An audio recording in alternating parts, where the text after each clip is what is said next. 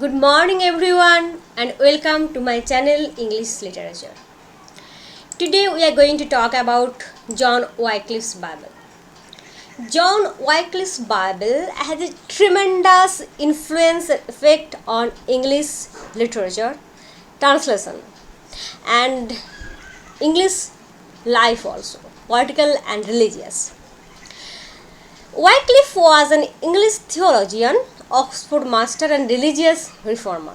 He was born on 1320 Yorkshire. The date is obviously approximate. Most probably he was born in 1320 Yorkshire. Then in that time Roman Catholic Church was in supreme power and Wycliffe's Bible emerged just as a throw bombing in that supreme power structure. Wycliffe's Bible first emerged in 1382. English people get Bible in their vernacular language. So for the first time, you have to remember that translation of Bible was recurrent after that, but Wycliffe's Bible was the first Bible translated in vernacular language, and for the first time English people get their own Bible in their vernacular language. And I will make a video on the translation of Bible because it is very important. Throughout the ages indicates how Bible was translated by various literary persons. I will discuss that in another video. But for today's video, that is Wycliffe's Bible, it is very important because it was the first step. Now they can read and at least understand what others read for them. So most of the people of the time was illiterate, cannot read or write. So at least they can understand. When people read from the book, from the vernacular language, the Bible, they can understand what is written because it is written in their language, in the language they used to speak. So when they became well aware of that, they started questioning the church authority. So it was the blow. You know what happened in every religion, I think personally, what is written in the holy book, or every religion has their holy book, and whatever written in that book and what the preacher teaches, there is a long gap. Actually, who started preaching religion, they mold the shape, they mold the content according to their own interest, own benefit, and that own interest and benefit gradually makes a long distance from the actual reality. So the gap gradually widened throughout the ages and finally just like North and South Pole. And that happened also in case of Bible. So people became well aware. It is not matching. Whatever the churchmen are saying, priests are saying, do that, do this, give us money so you get salvation. So these things are not matching it, what is written in the Bible. So they started questioning, and church authority never wanted that. They want unquestionable authority. No one should ask any question. Whatever they told, it will be true. Like some kind of autocracy. And this laid the seed of Reformation. When it was needed, the Reformation, when people started questioning that church whatever is doing is not right, the rules and regulation of the church must be reformed, their behavior must be reformed. So from Wycliffe's Bible we can say that the seed of Reformation was first sown. So for Wycliffe, what happened? We have to take a glimpse at the life of Wycliffe to understand that what instigated Wycliffe to translate the Bible in vernacular language.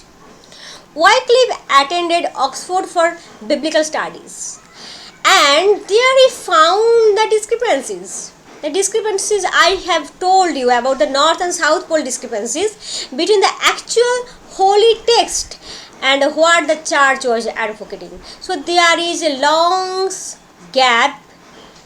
North Pole, there is Bible, and in the South Pole there is the Holy Church and their doctrines and their preaching. So you can understand there is a long gap, and in this long gap the sufferers are who? the common people. The common people are the sufferer of this long gap. Okay. He started reading Latin Bible also. And the more he probed deep into this, the more he felt resented towards the mother church. He can understand. Listen, common people cannot understand. If you tell them the water goes upward and I am charged, I am telling you this, you have to command it, they will command. Otherwise you will go to hell. Give me some money, otherwise you go to hell. They will give. But when such scholastic person, learned person like Wycliffe is reading Bible and find what the church is saying is not getting matched with these things, he must take step to correct it, to rectify it. And in the meantime, what happened? In the meantime, there came the Black Death. You know, we have talked much of it in our medieval literature, medieval time. Black Death hunted more than 1/3 of the population of Europe.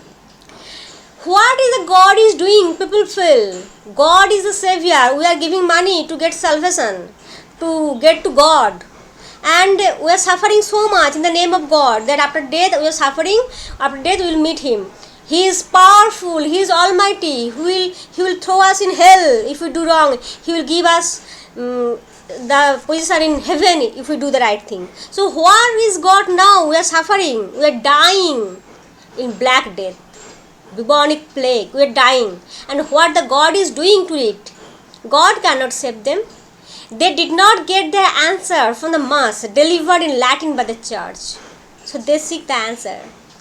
And people's desperateness to know the significance of religion, particularly the content of Bible, encouraged Wycliffe to provide a Bible to the common people. So that was the instigation behind Wycliffe's doing or taking such step of translating Bible. It was very forward, brave step you can say, because in that time confronting church was not so easy. You know, you will later I will discuss that Tyndale has to die on stake. He was just burnt on stake because he translated Bible, and translating Bible was banned.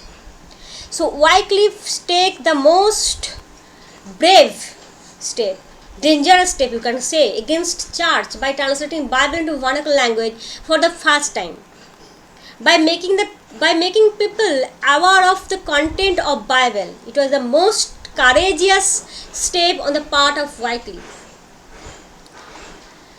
1361, he was appointed as a master in one of the college under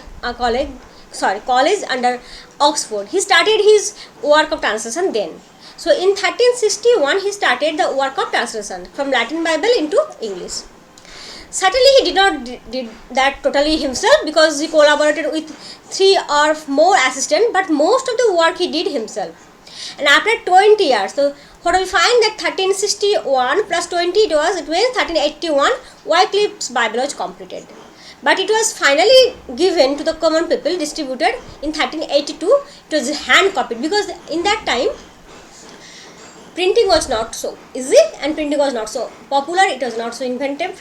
So in that time hand copied was distributed. And 1377 Pope Gregory condemned Wycliffe's ideologies and demanded his arrest him.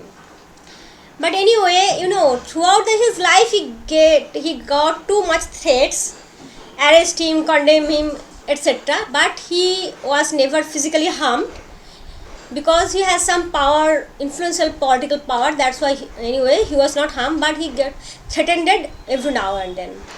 In 1381 we know it is the time of peasants' revolt, and Wycliffe lost John of Gaunt's support. John of Gaunt always supported Wycliffe, but now during this time John of Gaunt's support was not with Wycliffe, because Wycliffe's some radical followers, they just joined the peasants' revolts. And that's why John of Gaunt was the Duke of Lancaster, the ruler party, and ruler party will not tolerate that. That's why Wycliffe also lost John of Gaunt's support in this time. Now 1381 Wycliffe retired, completion of Bible and translation. So Wycliffe retired. He just continued his writing and in peace. He did not want to bother with these so much things, and he just wanted peace. So he retired from Oxford. 1382, Archbishop of Canterbury condemned 24 of Wycliffe's argument as heresies. So, and in 1384, Wycliffe died, but his chief assistant, who was John Purvey, revised his work in 1388 and again in 1395. And now we will discuss the after effect. What happened? Bible is translated, but people get Bible in their hand, and now what happened to them? Church of England felt troubled and angry. The crown also get disturbed, the ruler, the king. Even the Roman Catholic Church got afraid. The church was not happy to have its authority questioned. They did not like English had their altering scripture for their own ends. They did not like it. 1401, Henry IV and his parliament passed laws. What laws? Any heretic who spoke against the church will be burnt on stake. De heretico comparendo. That was the Latin name of the law on the burning of heretics.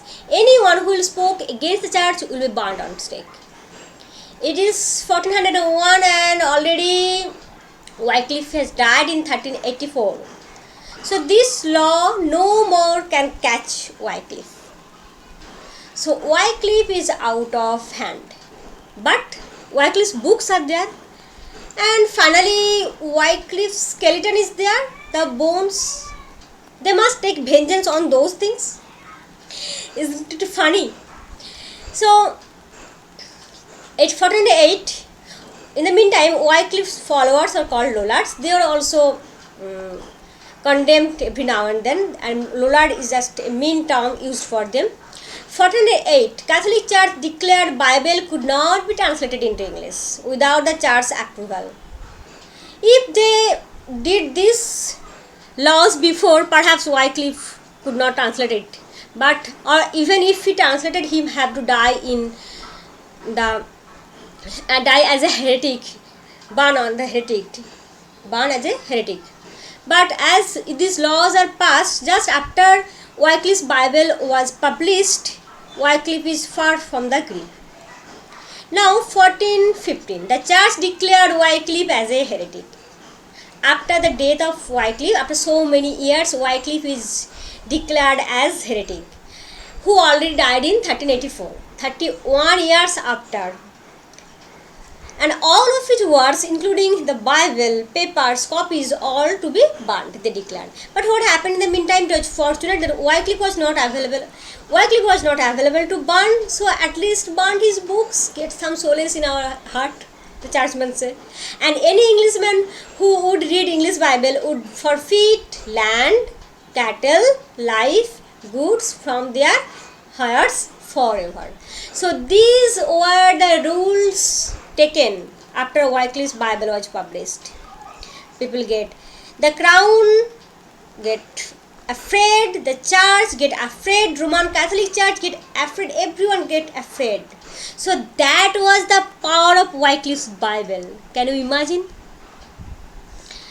And now 1428, church officials exhumed Wycliffe's cause. Just so funny part I think here, and the most, what to say, Wycliffe's dead body, who has died in 1384, and it is 1428, there must be some bones and skeleton. They just take them, and they were so revengeful. Vengeance. They are church, they are the followers of religion, and what they are doing, they take Wycliffe's corpse and burnt it and threw his ashes in a river. So you can imagine how foolish they act to fulfill their vengeance, and how powerful at the same time was Wycliffe's Bible.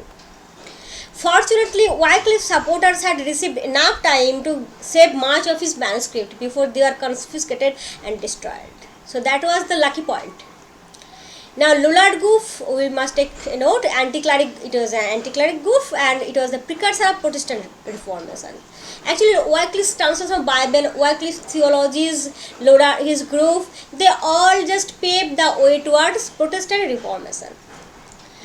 And so you can understand that Wycliffe's Bible and Wycliffe's translation of Bible into vernacular language was so much important and remarkable step in history of English literature, language, and also at the same time in the study of political history. Okay, so in some next video we will discuss about the translation of Bible by various scholars. Thank you.